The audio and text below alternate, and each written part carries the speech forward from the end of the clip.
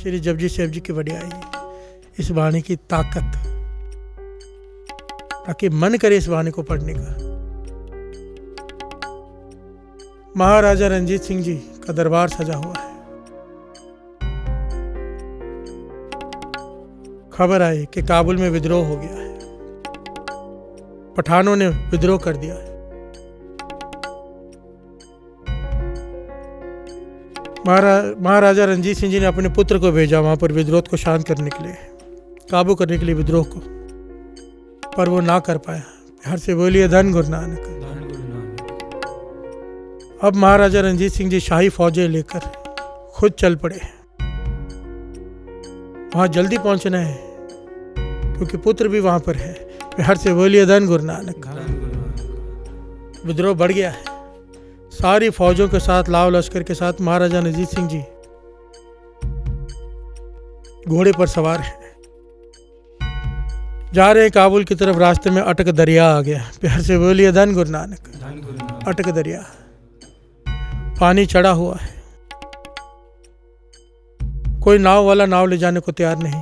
सारे नाव छोड़कर नदी के किनारे सब जो नाव चलाने वाले थे, नाविक, सब दौड़ गए कि महाराजा को इनकार कौन करेगा, और इस वक्त अगर नाव पानी में डाली तो मरना ही मरना है। प्यार से बोलिए धन गुरु नानक। नदी में तूफान है।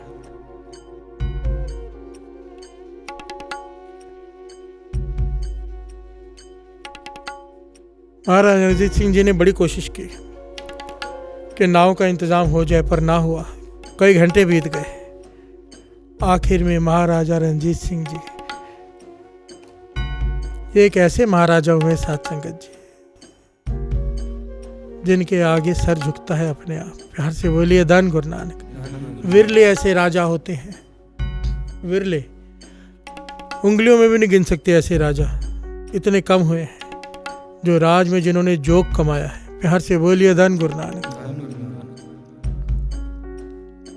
विनम्रता, वाणी पर भरोसा, गुरसिक्खी जीवन, गुरु गोविंद सिंह जी महाराज के सिद्धांतों पर चलने वाले राजा। प्यार से बोलिए धन गुरु नानक। जब महाराजा रणजीत सिंह जी का राज था ना साथ संगत जी, पूरे पंजाब में, पंजाब पता कहां तक था, काबुल से लेकर दिल्ली तक। प्यार से बोलिए धन गुरु नानक। हिमाचल प्रदेश भी पंजाब में था। आज जितने टुकड़े हो गए, इतना बड़ा था। सबसे बड़ा जो स्टेट थी वो पंजाब थी इंडिया में। प्यार से बोलिए धन गुरु नानक। जब महाराजा रणजीत सिंह जी का पंजाब में राज था, तब ना वहाँ तंबाकू बिकता था, ना शराब, ना कोई मांस की दुकान थी। प्यार से बोलिए धन गुरु नानक। पूरी तरह से बैन था। और आज देखो, हम कहते हैं सिक्खी की क्या हालत है। क्यों ना हो, पंजाब को तो छोड़ दो, मैं तो कहता हूँ कि कम से कम इतना तो कर लो, इतना तो कुछ हो जाए कि श्री अमृतसर साहिब में जो हमारा मक्का है, जो हमारा सबसे बड़ा तीर्थ स्थान है हमारा, कम से कम श्री अमृतसर साहिब में तो इन चीज़ों को बैन कर देना चाहिए। कम से कम इतना भी ना अगर कोई सरकार कर सके, तो कैसे तुलना करनी महाराजा रणजीत सिंह जी से। प्यार से बोलिए धन गुरु नानक। धन गुरु नानक। हम सरकारों को दोष देते हैं, दोषी तो हम हैं जो खरीदते हैं, जो बेचते हैं। सरकार भी हमारी बनाई हुई होती है, हम जैसे लोग हैं वैसे सरकार चुन लेते हैं। प्यार से बोलिए धन गुरु नानक। खैर, बात बीच में आ गई। बात चल रही है श्री जपजी साहिब जी की वडियाई की। अटक दरिया, पानी चढ़ा हुआ है, पार करना है। महाराजा रणजीत सिंह जी ने गुरु पर विश्वास, वाणी पर विश्वास, देखिए कैसा, बातों का विश्वास नहीं, वाणी का। अमृत वेले के नित्यनेमी, पक्के नित्यनेमी महाराजा रणजीत सिंह जी, कीर्तनियों का सत्कार करने वाले महाराजा रणजीत सिंह जी,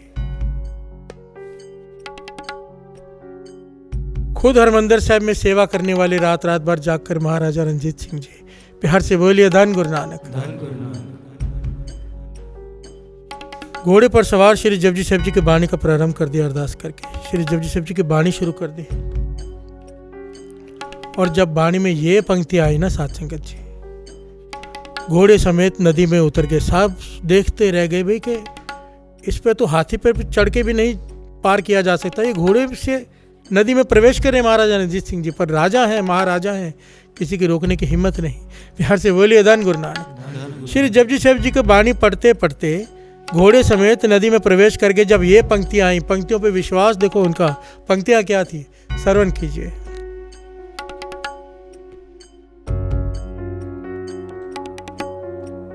सुने सारा गुणा के गा, सुने शेख पीर पातशाह, सुने अंधे पावेरा, सुने हाथ होवे असगा।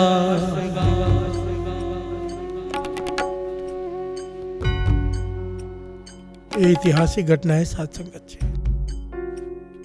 इन पंक्तियों का भाव भी समझ लें कि महाराजा रणजीत सिंह जी इन पंक्तियों पर आने पर ही क्यों दरिया में प्रवेश किया। सुने श्री जपजी साहब जी की बाणी की बढ़िया, सुने सरा गुणा के गा। जो इस बाणी को सुनता है, जो इस बाणी को पढ़ता है, सुनने की बात है केवल, अभी मानने की तो बात ही नहीं आई। बिहार से बोलिए धन गुरु नानक। सुने की ताकत देखिए, जो केवल वाणी को सुनते भी है, जो नाम को सुनते हैं, उनमें सब तरह के गुण प्रवेश करने शुरू कर जाते हैं। जितने भी अवगुण खत्म होने लगते हैं, गुण प्रवेश करने लग जाते हैं। सरा गुणा के गा, सुने शेख पीर पातशाह। उनकी अवस्था, यहाँ पर ध्यान से बात को समझना, सुनिए नहीं है, सुने, शुद्ध वाणी, सुने, ण को छोटी ई की मात्रा है, सुने। बहुत फर्क हो जाता है सुनिए और सुने में। बिहार से बोलिए धन गुरु नानक। सुने शेख पीर पातशाह, जो सुनते हैं नाम को, उन्हें शेख की, पीर की पदवी मिल जाती है। बिहार से बोलिए धन गुरु नानक। शेखों के शेख कहलाते हैं, पीरों के पीर कहलाते हैं, लोग उनके आगे नतमस्तक होते हैं। ये सुनने का फल है। सुने अंधे पावे राह, सुने अंधे पावे राह। यहाँ पर अंधे आंखों के अंधों को भी कहा है, यहाँ पर अंधे ज्ञान की आंखों के अंधों को भी कहा है, अज्ञानियों को भी। बिहार से बोलिए धन गुरु नानक। जो अज्ञानी हैं, जिनके पास ज्ञान की आंखें नहीं, जो वाणी को सुनता है, श्री जपजी साहब जी की वाणी को प्रेम से सुने, केवल सुने। जो नाम जपते हैं, भीतर नाम को चलने देते हैं, नाम को सुनते हैं, केवल सुनते भी हैं नाम को। अंधे पावे राह, उन अंधों को रास्ता दिखाई देना शुरू हो जाता है। भटके हुए लोगों को मार्ग मिल जाता है। अज्ञानियों को, जिनके भीतर ज्ञान की आंखें नहीं हैं, वो आंखें मिल जाती हैं कि ज्ञान प्रकट हो जाता है। कितनी बड़ी बात है। इसीलिए दास कहते हैं कि श्री जपजी साहब जी की वाणी से साथ में जुड़ो 3:45 बजे से। क्यों? जब हम ये सुनेंगे पाठ साथ में मिलकर, ये जो अर्थ हो रहे हैं, इन्हें समझने का ज्ञान गुरु नानक पातशाह दे देंगे। बिहार से बोलिए धन गुरु नानक। धन गुरु नानक। ज्ञान की आंखें मिल जाएंगी। और आखिर में सुने हाथ होवे असगा। समुद्र, समुद्र की बात की, असगा।